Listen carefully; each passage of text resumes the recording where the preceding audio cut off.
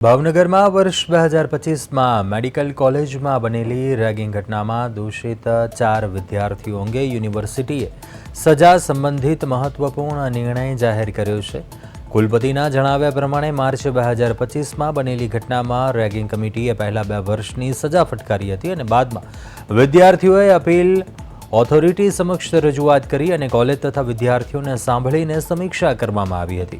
કાયદાકીય પ્રક્રિયામાં કેટલીક ખામીઓ સામે આવી અને હાઈકોર્ટમાં મામલો પહોંચતા યુનિવર્સિટીને ફરી નિર્ણય લેવા સૂચના અપાઈ હતી। હાઈકોર્ટના નિર્દેશ બાદ ફરીથી વિદ્યાર્થીઓને સાંભળવામાં આવ્યા અને સમગ્ર કેસની પુનઃવિચારણા કરવામાં આવી।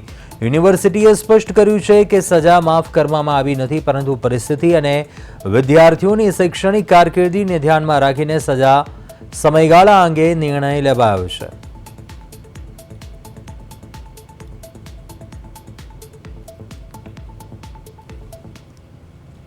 ફરીવાર કોલેજે અમને આપ્યું કે અમે આ પૂરું કરી સજા છે, રેગિંગ કમિટીની મીટિંગ બેડી અને એને કીધું સજા છે એમ માન્ય રાખી છે, આમને આમ જ।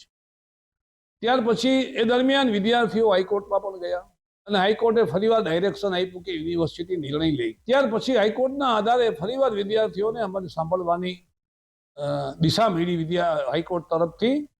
એટલે ફરીવાર વિદ્યાર્થીઓને અમે સાંભળ્યા, કોલેજના ડીનને પણ બોલાવ્યા અને સાંભળ્યા અને સમગ્ર ઘટના જોતા એવું લાગ્યું કે આખી પ્રક્રિયાઓમાં વિદ્યાર્થીઓને તાત્કાલિક અસરથી ઇન્ટર્નશીપમાંથી અટકાવી દેવામાં આવેલા, એટલે કોલેજમાંથી રેસ્ટ્રિકેટ કરી અને આ પ્રક્રિયા અટકાવી દીધેલી ઇન્ટર્નશીપની। પરંતુ એની સાથે સાથે વિદ્યાર્થીઓની કારકિર્દી પણ ધ્યાન રાખી અને એટલા માટે નથી તો અમે એની સજા માફ કરી નથી અને નિર્દોષ અમે સાબિત કર્યા, માત્ર અમે એની 1 વર્ષ 3-3.5 માસનો સમય થયો હતો, એ સજાનો સમય પૂરતો છે આવો નિર્ણય કરી અને અમે અમારો નિર્ણય છે એ કોલેજોને અને વિદ્યાર્થીઓને સોંપેલો।